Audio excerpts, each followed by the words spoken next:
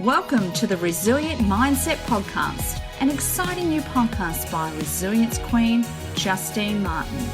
Justine is the owner and founder of the Resilient Mindset, a division of the Justine Martin Corporation. Justine draws on her years of experience and knowledge consulting with clients to develop and sustain a positive mindset.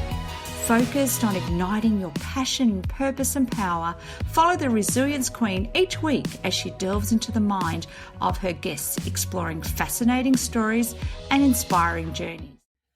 Johnathan Royle is a celebrity hypnotherapist, master NLP hypnosis trainer, and presenter of the Mind Control Expose documentary. He's the author of SHITNOSIS, the ultimate self-help book, helping readers to get over the shit in their life and to get their shit together. He was bullied as a child, leading to a suicide attempt due to being the odd one out. Having been born in the Circus and making his stage debut at age 3 as Britain's youngest paid circus clown, and having ginger hair did not help the bullying either. This led to depression, alcohol, cigarettes, sex and cocaine dependency. For a short while, he finally overcame all addictions of using positive mind power alone and is now on a quest to help others change their lives for the better. Having overcome numerous traumas and near-death experiences, including having his ear ripped off by a Puma, he's gone on to sell millions of dollars of products around the world and thus can also talk on internet marketing, mindset for business success, and developing a millionaire mindset. Welcome, Johnathan, to the Resilience Mindset Podcast. How are you today? I'm good, thanks. And how are you, Justine? Yeah, good, thank you. Justine, I should say. I'm sorry, that's me and my English accent. Pronouncing things wrong. And I was going to say, well, it's, good morning here, but we've already just established that it's evening where you are. Whereabouts are you, Johnathan? I'm in a place called Rochdale, which is in Greater Manchester in England. It's the place that in England the national press regularly refers to as apparently being one of the most worst places to live, apparently. Oh, really? Well, we haven't heard that over here in Australia. So I'm in Marshall, Geelong, Victoria, Australia is where I am. So one of the southern states of Australia. And are you in winter at the moment? We're kind of coming out the tail end. It's the tail end of that. So we've got February, and then towards the end of February we'll go into spring. But I mean, it doesn't matter what time of year it is here, to be honest. It'll still be considerably colder than it is for you guys out there in Oz. Yeah, we're in summer at the moment as well, but we're having a late summer. We're about 6-8 weeks behind in summer actually down here. All right. Anyway, enough about the weather. Let's get into it, what everyone's here to hear about, and that's resilience. So what does it mean to you, Johnathan? I suppose the first... What does it mean to me? The first phrase that jumps into my head is never give up. Mm-hmm. And the next phrase that would jump into my head is you've always got to believe in yourself. Yes. And then those two obviously need to combine together. And that's where a lot of people struggle with, isn't it? Putting those two phrases together and acting on them. Yeah, I mean, I think the biggest thing, the not giving up thing is probably the easier of the two.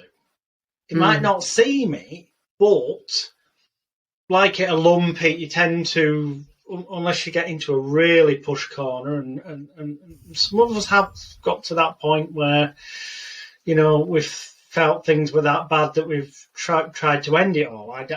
I did when I was, not quite 12, by laying down in the middle of the main road in Hayward, where I lived at the time, because of all the bullying I've been getting at school and constant effect it had on me.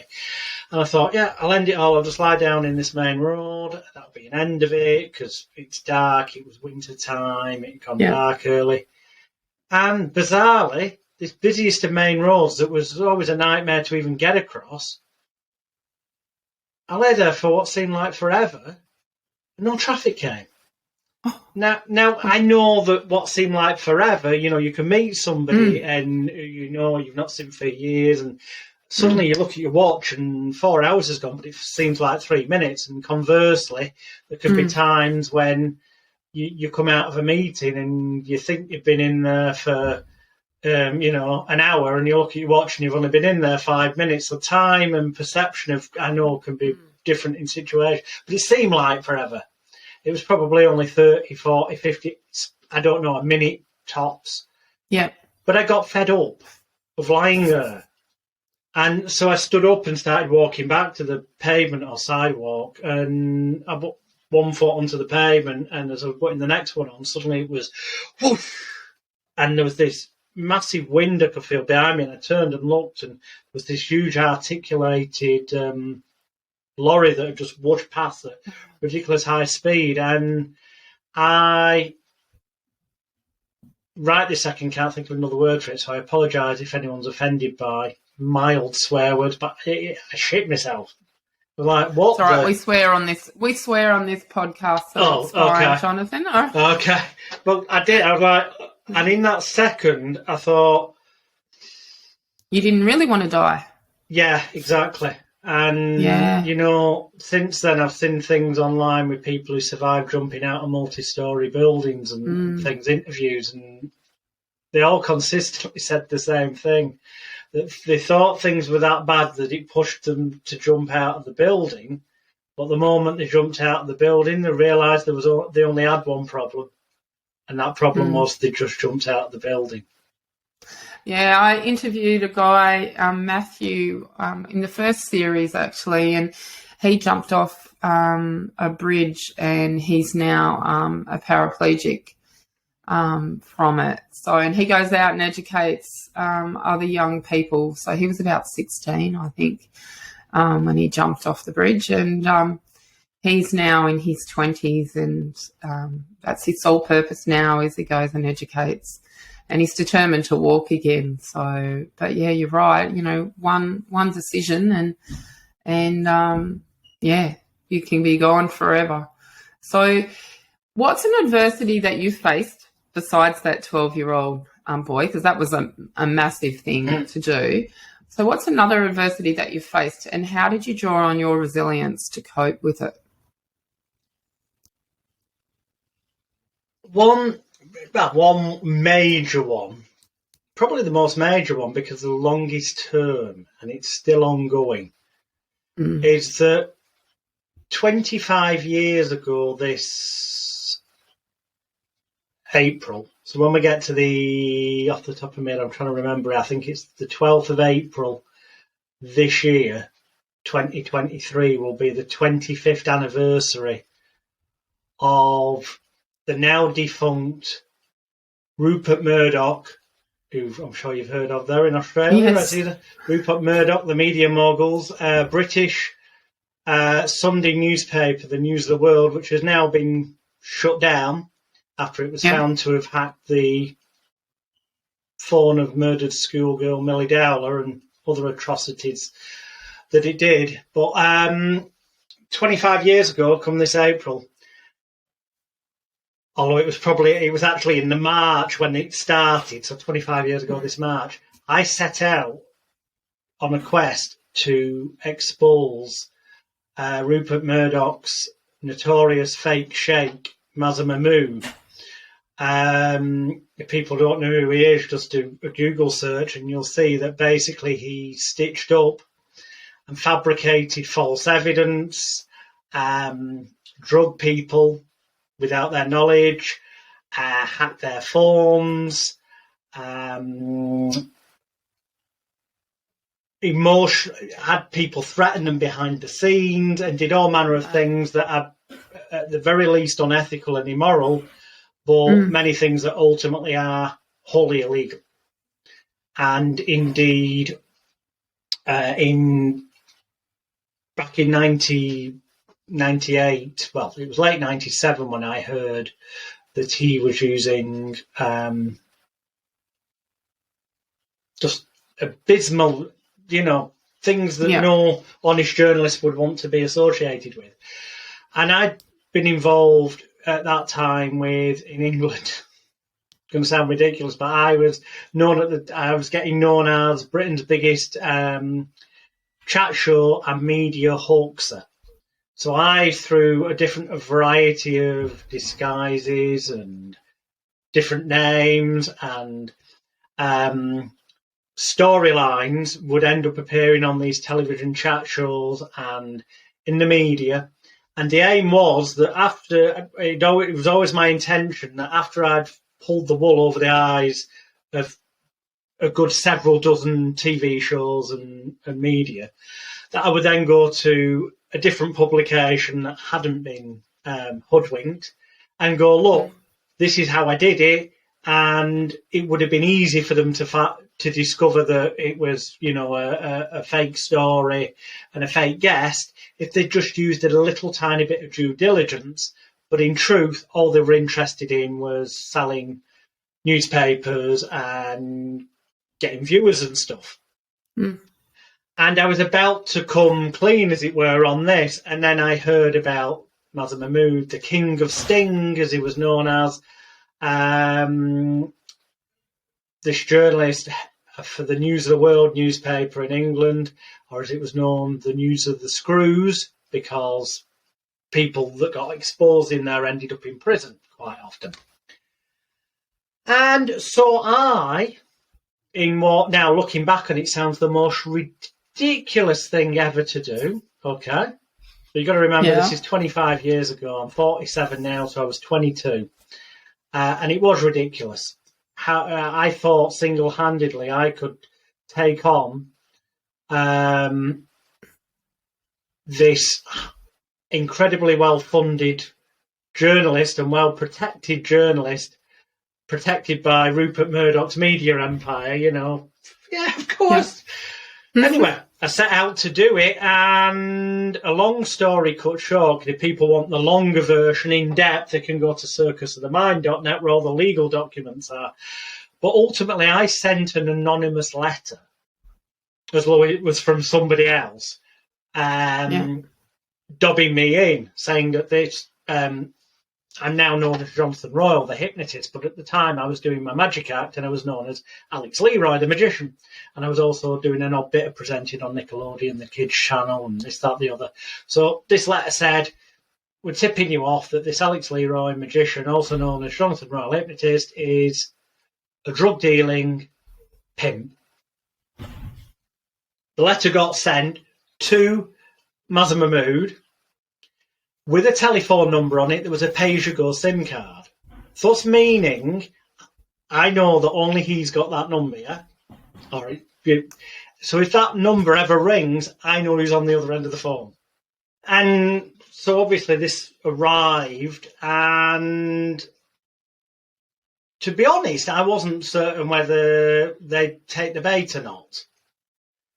Because with probably the most basic little bit of journalism skills, they would have easily been able to check out my background and find I had zero criminal record, never been in trouble with the police, and everything about me did not fit the persona or background of what this letter was purporting.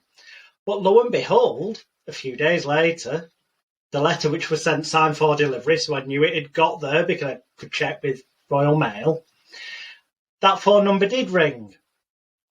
And somebody claiming to be Perry Khan, this incredibly rich porn film producer, but also TV producer who could perhaps offer me jobs with his very rich oil-shaped boss, was in town and wanted to meet up. Well, obviously I know it's Mazza Mahmood because he's the only person with the number. And I go to that meeting with hidden tape recorders myself to record it, and the total intent is that he's known for doing stories where he was known for asking people to get girls, hookers, prostitutes, call girls escorts, call them what you will, to his room, and then he'd run a story saying the person was a pimp. But the thing is, I knew that I could show up, I could, if asked to do this, ring up from the local newspaper, a massage parlour, have some girls booked to come to his room, I wouldn't be there. And in British law, I would not be breaking any laws whatsoever. Wow. But it would mean that he could do a story. Yep. Which then would give him the opportunity to do what I'd been informed he regularly did, which would be to elaborate and fabricate and print blatant lies as well. Pimp it up. And that's what I expected to happen the Sunday after meeting with him, but it didn't, which was odd. Instead, the next week I got another phone call and he wanted to meet again. And he kept going on about wanting drugs. Now, in fairness, it said that on the tip-off thing. But I neither knew where to get such from.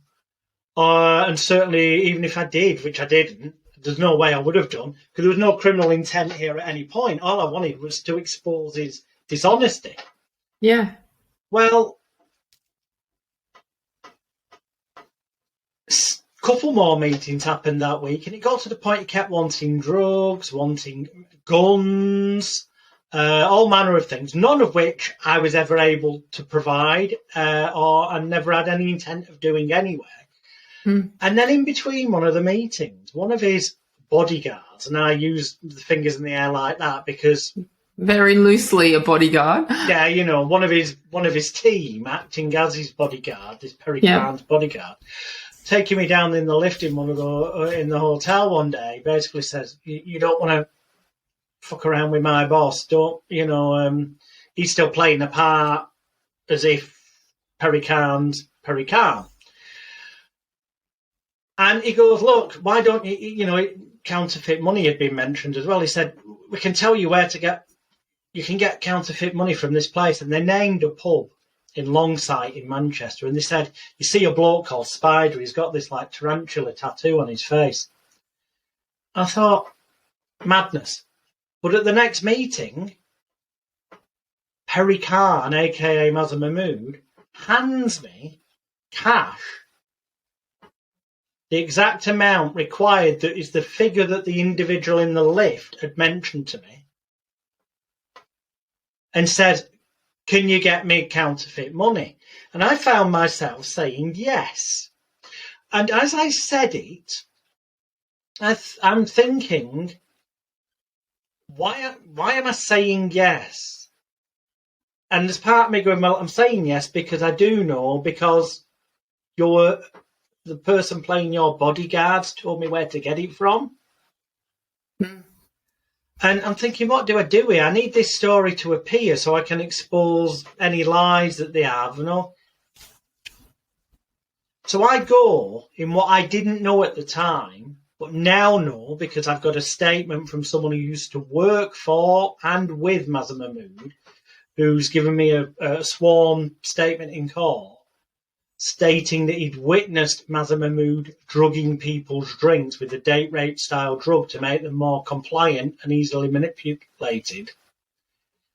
Well, it appears that I was under the influence of those drugs, hence I wasn't thinking clearly. In any event, I go to the public house that the bodyguards told me about, and lo and behold, there's somebody with a tarantula style tattoo on the face, whose nickname apparently is Spider. Oh. And I go up and say, I believe I can get counterfeit coins. This person's never seen me before, and yet just calmly goes, yeah, that'll be X amount of money, which I hand over, which they'd given me, and then hands me a bag, which I take back to the hotel and give to Perry Khan, who, as we know, is Mazza Mahmood, the journalist, knowing full well that because he's going to put this in the newspaper, that those coins are never going to get into public circulation. They're going to get given to the police because he's obliged to. Yeah. Which means, in my mind, fine, I'll go and see the police when the story appears. I'll have my audio recording showing what really happened, which will also illustrate any elaboration done by him. Yeah. And the police should afford me what is called journalistic license. in the same way as Mahmood was afforded journalistic license for buying drugs and things off people when he was doing his stories. Everything will be fine. Well, the story appears that Sunday, and I go to the police station, hand myself in, as you do, and they don't say we're not interested until we actually get a complaint from the News of the World. It took the news. Are you serious? Yeah. I went in with a copy of the newspaper and said, "That's me." And it says in this headline, the headline they went with was, "The Kiddies TV presenter is a drug smuggling, counterfeit money supplying, Uzi gun salesman, pimp." And coins in the cash with counterfeit money. It was along those lines. Might not be 100% word for word, but they made me out to be like some kind of weird gangland boss, right? Whereas all I'd done is ring up a local massage parlour for some girls to show up when I wasn't there, which is not breaking the law anyway. Yeah. But the way they made it out was like I was some big time pimp, which would have been great in my story exposing him, except things didn't quite go to plan. And I picked up these coins, which I was only able to do because they supplied the money up front, and the bodyguard bloke told me where to get them, which you might think, well, that sounds a lot like they were behind actually supplying them. Yeah, all the evidence shows that it's not the first time that they've been all elements of the supply chain. There's a model called Emma Morgan who had a drug sting done on her, and the same gentleman Steve Grayson, who used to work for Mahmood, who's given me a witness statement that he witnessed Mahmood drugging people, was involved in the sting on Emma Morgan, and has given her a statement that they basically supplied the drugs through this third party that she was directed through. So, completely dishonest on all levels. However, long story cut short, the article appears, I try handing myself in, nothing happens. 2 weeks later, I'll say that again, 2 weeks later, Mazza Mahmood finally gives the alleged counterfeit coins to the police, who then want to interview me. But for 2 weeks, there is no proof. There's no way of proving that those are the same coins that I picked up from where they told me to. There's no chain of evidence, basically. Worth bearing in mind. And I got interviewed by the police. Obviously, they immediately laughed off because they heard the recordings, they saw the evidence, they realised that I was trying to expose Mahmood's dishonesty. So I did not get charged because on camera at one point I did kind of go, yeah, I can get drugs for you, it'll cost this much. But I never did. But I never got charged for any of those things because the police fully accepted the evidence that I was trying to expose Mahmood.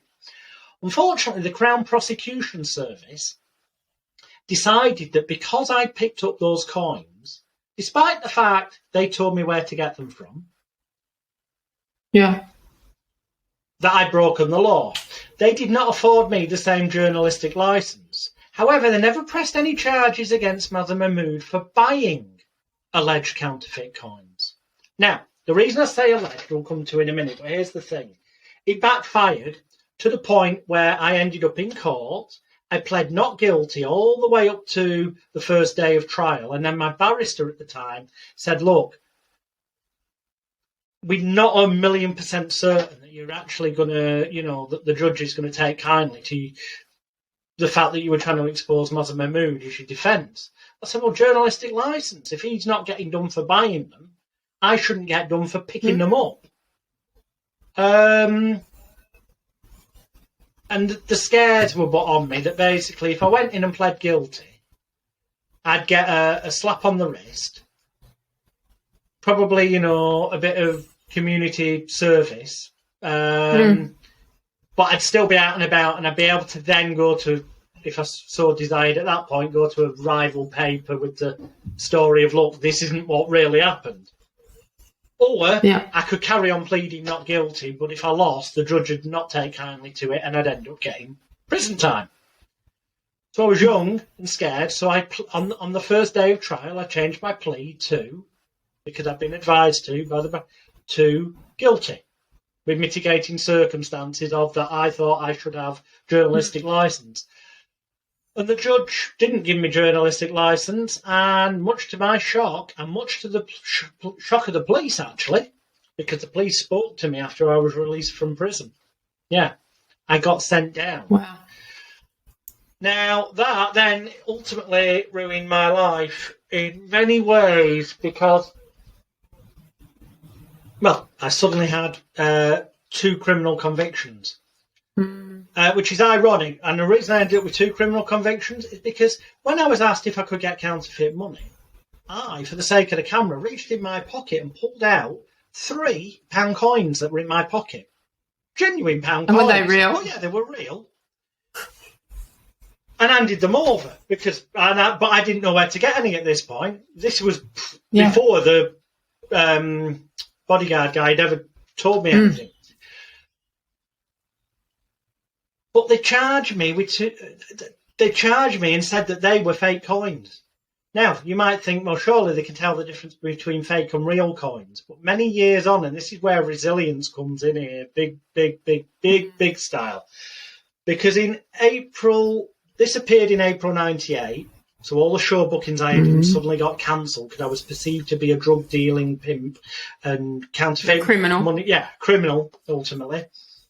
In 1999, it finally got to court and I got sent to prison. When I got out, I'm tarred with that brush. People have thrown it in my face for years, out of context. Yeah.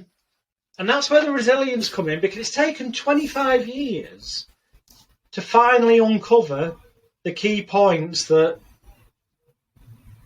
the Royal Mint have confirmed in writing to me in the past few years. I finally got suggested to me to do a Freedom of Information request, and they confirmed to me that they keep records from that time period and that law enforcement do send coins and currency notes to them to be checked as real or fake. But they cross-referenced my name, stage names, birth name, and the News of the World, and every possible thing it could be filed under, and they could not find anything as ever having been sent to them during the time periods involved. It seems the coins were never checked, so they could have been bloody genuine, who knows? But in any event, they were supplied by Mahmood's team himself. And since then, in the past couple of years, because I've been relentlessly wanting, appealing to get my convictions overturned, not just mine, but other victims, it's come to light that the person who worked with him, Steve Grayson, has gone on the record and given a sworn statement that he witnessed Mahmood drugging people. Now, my research had already come across numerous other people who said that for the small amount of alcohol they drunk during the meetings with him, they felt massively hungover. And they felt the drinks had been spiked. Well, loads of celebrities of these victims said that. Well, now someone on the record saying they witnessed him drug people's drinks. And worse than that, apparently he bragged about using them in his private life on women. So, Johnathan, how did you draw on your resilience to cope through all of this? I mean, you were an innocent man, gone to jail, you've come out, your reputation's shattered. Most people, well, and you've already admitted that you've laid on the road once. Did that cross your mind doing, that act again? Or fleeting. How have you recovered from such a thing? Fleetingly, it did cross my mind. Yes, it did. I have to admit that. However, in that same moment that it crossed my mind, I also had the recollection of the truck going whoosh. Yeah. And that feeling of, no, there's got to be another way. What ultimately, and my message to everyone will be this: whilst life is made easier when you have a good network around you of friends or family, or both, ideally, to support you and encourage you, ultimately, the only person that lives here in your own head is you. The person in charge of that little voice inside your head, or who has the ultimate responsibility to kick its ass and stop it slagging you off and telling you you're not worthy, is you, and there are ways of reprogramming your desktop computer. Now, fortunately, because I have a background where back in 1989 I became the youngest ever member of the Association of Professional Hypnotherapists and Psychotherapists here in England, I was able to draw upon myself mind therapy programming techniques to override the negative thoughts, feelings, and emotions, and help balance them out with positive programming, essentially positive self-affirmations, and to help keep focused on one key thing. When you as a human being know that you are telling the truth, even if all this external evidence that other people are seeing seems to indicate otherwise, which to a complete random member of the public who didn't know me, a national newspaper that nobody at the time would have thought, which is why I was wanting to expose such, but most of the public would not have thought that they were involved in illegal activities like drugging people, phone hacking, totally fabricating and making fake stories, framing people, and blah, blah, blah. They would think, me not telling the truth, the evidence points to, me being the liar. But the fact is, I always knew that sooner or later, if I kept kind of telling enough people that somebody somewhere would know somebody. Somebody somewhere would say something to somebody. And slowly... Well, the truth always comes out, doesn't it? Isn't that saying that, the truth will prevail? That's the saying, but you know what? There's many times when I started believing that was complete and utter codswallop. Because, when you get like 10, 15 years into something and still nothing's coming out, you think, what the... But in the past, it's literally... it was 2014. It took till 2014. So 1998 this journey began. I'm not getting believed, and it keeps coming up, being thrown in my face, and people not believing me. But then in 2014, British pop star Talisa Kontostavlos was suddenly in the Sun on Sunday newspaper, another Rupert Murdoch publication in England, and Mazza Mahmood was claiming to have exposed the fact that she was supplying drugs and stuff. The case got to court in 2014 and collapsed when the judge managed to uncover the fact that Mazza Mahmood was lying under oath. The case collapsed. And the very moment that case collapsed, not everyone, but a lot of people who doubted me started questioning. And then BBC ran a Panorama documentary a couple of months later, and they talked to a load of other Mazza Mahmood victims, and I watched their stories, and I thought, he used that tactic with me, and that happened with me, threats behind the scenes, and feeling like, I drunk more than they'd actually given me to drink. Where our drinks by. And lo and behold, in the past 2 years, which it's just an illustration, never give up, you don't know what's around the corner. No, you don't. You really don't know. And if you live in the past, depressed about what's gone on and how it could, if you allow it to, apparently affect you in the future, well, that's just, it doesn't exist anymore. It may affect you now because other people try and throw it in your face, but it's not happening anymore. Obviously, that doesn't help if you're getting people throwing it in your face, but it doesn't help you dwelling on it either. And if you're living your life, living in the future with fear of, I'm not going to be able to do X, Y, Z because this is going to get in the way, then you'll stop yourself from ever doing certain things. And there were times that I was guilty of sabotaging myself and not attempting to do things because I came to the conclusion, well, last time I tried to do that, somebody ended up just turning around going, we would have bought the television series you've just made, but we're scared if we did and broadcast it that, a Murdoch paper will run the story of how you're this guy with these criminal convictions. But after just sticking at it, as painful as it was, kind of in NLP they call it reframing.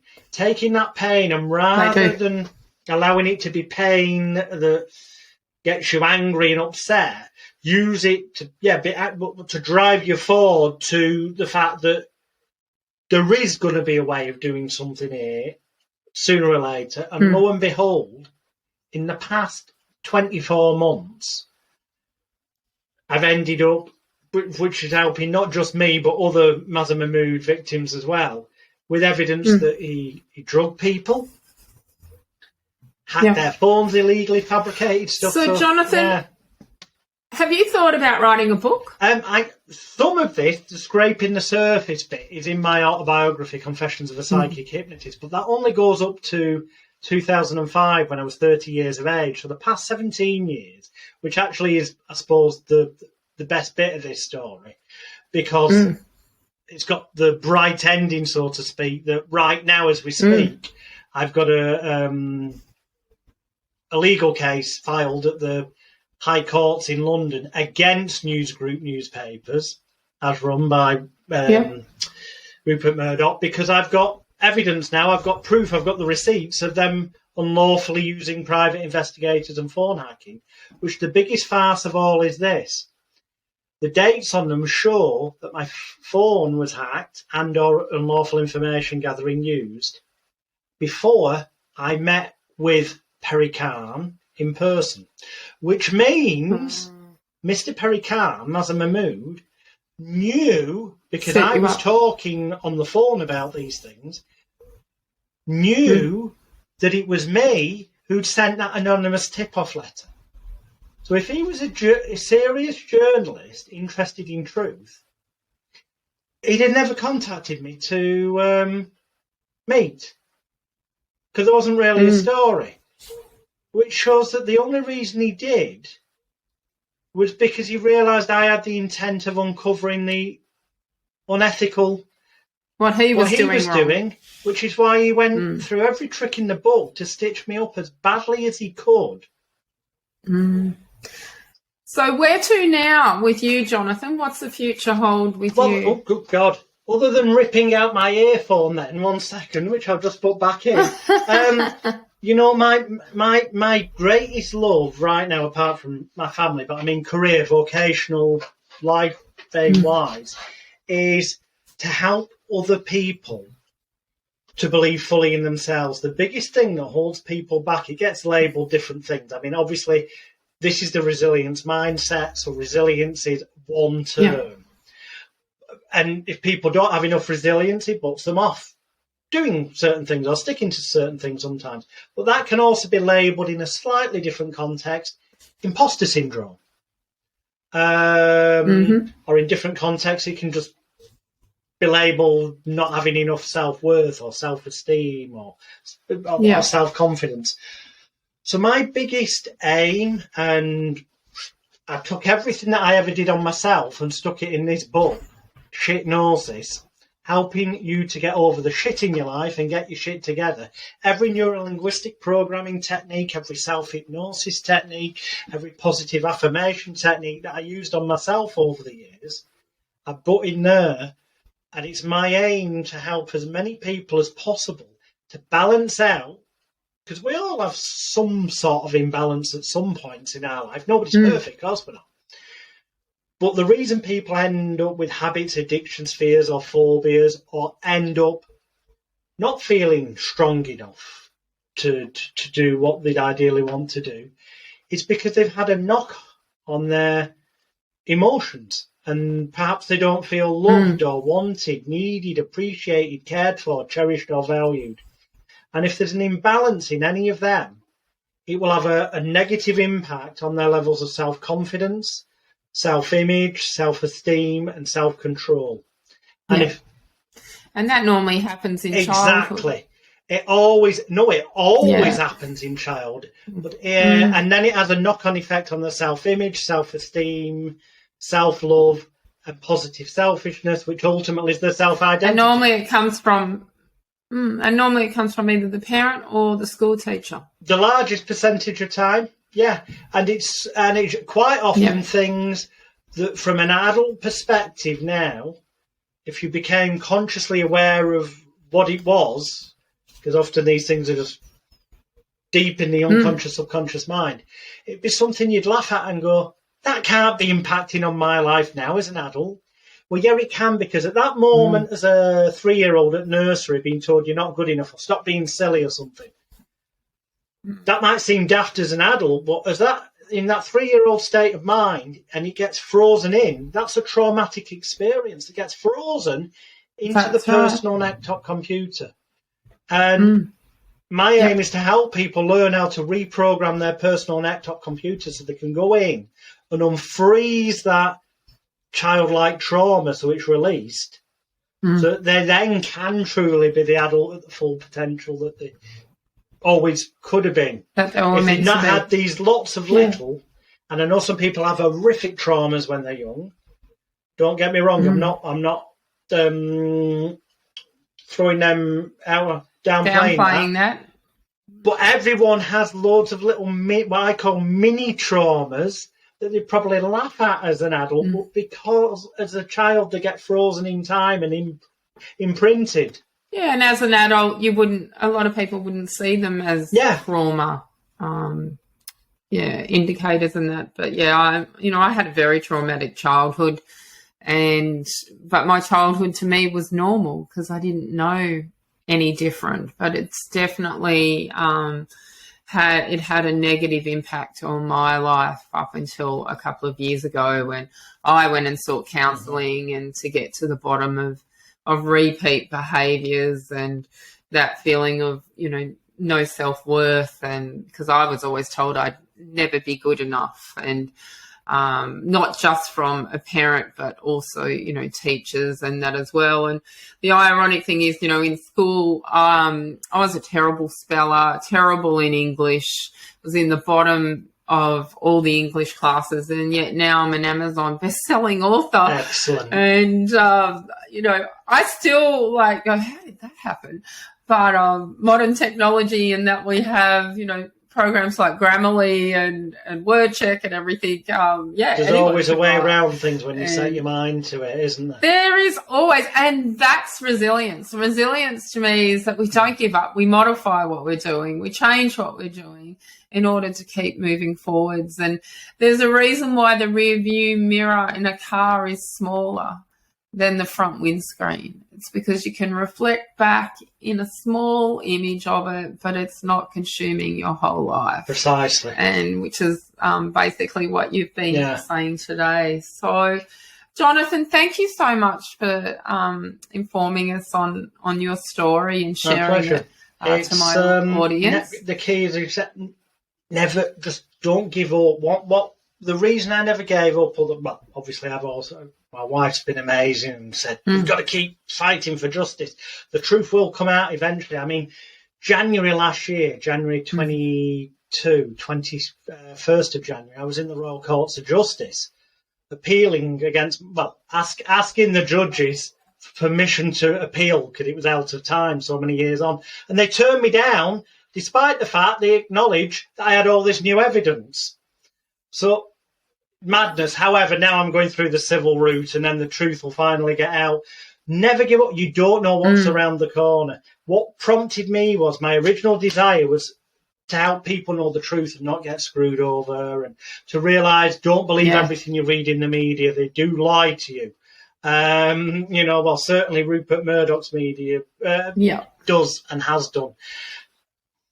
I haven't watched the news in 3 years. That's probably one of the best decisions I don't watch the news.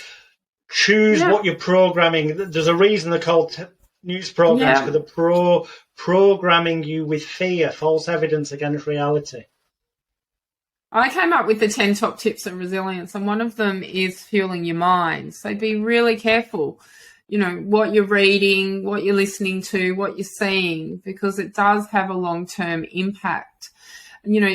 I was watching a show the other night and I got into about the 3rd episode and I'm like, I'm not enjoying this.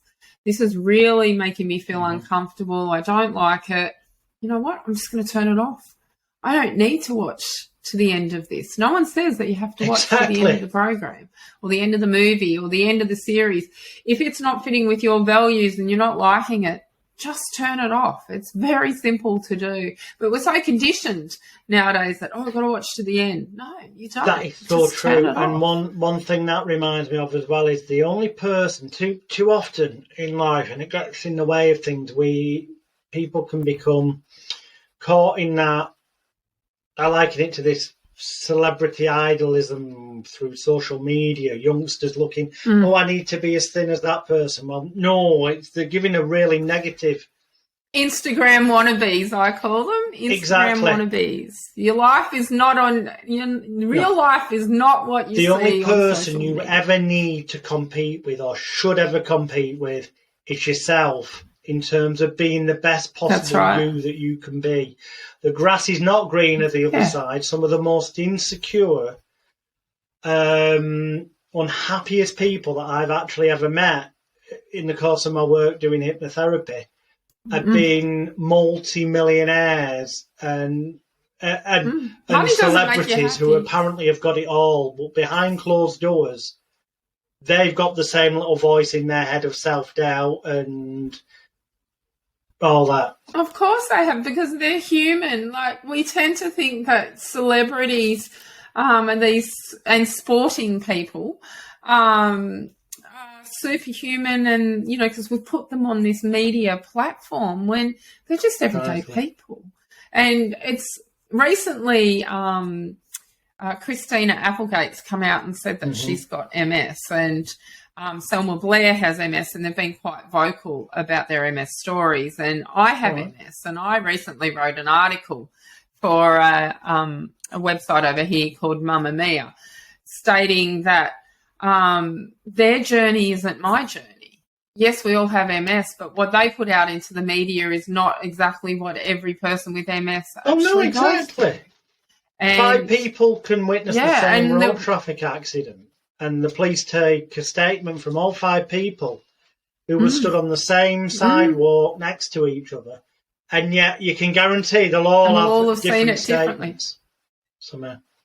And what's more is when they re-interview them in 12 months or 5 years later, their stories because our memories are it's like Chinese whispers. Anytime you remember something, it's actually a reconstructed memory of how, and it gets embellished every time.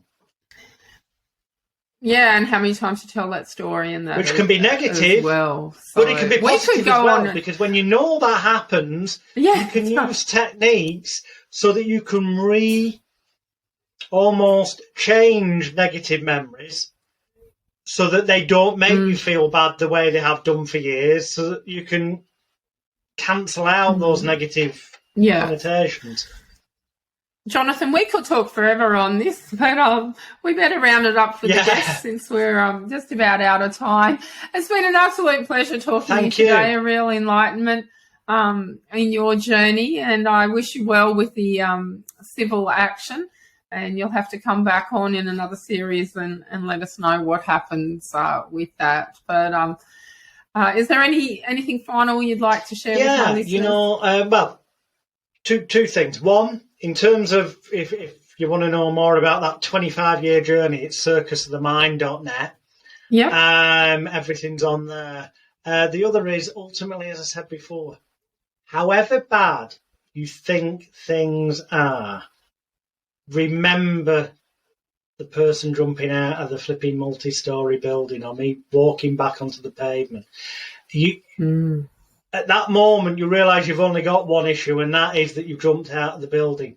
So, however bad it is, in fact, when things get that bad that thought perhaps does cross your mind, that actually can be a positive thing to remind you that because you know that at that point things can only get better. Yeah, that's right. That's right. And to ask for help. Yes. A lot of people see asking for help as a sign of weakness, where I see it as a sign of strength. It takes a strong person to say, I'm not coping, I need help. I couldn't sorting agree out more. that help. And if any women, please do not strangle me for the comment I'm about to make. Yes, go and get help but men especially, I'm going to stress, because suicide, I don't know if it's the same in Australia, but certainly in England, suicide rates in men have been rising. Yeah, it's the same here as well. Way out of proportion to women. You don't have to be the masculine man. It's okay. It's okay to need help sometimes. And particularly, the younger men, late teens, early 20s, even through to the 30s, Don't believe everything you see on social media. You don't have to be some kind of film star who's super hard. It's okay to go home and be upset because of something somebody's said to you or something that's happened.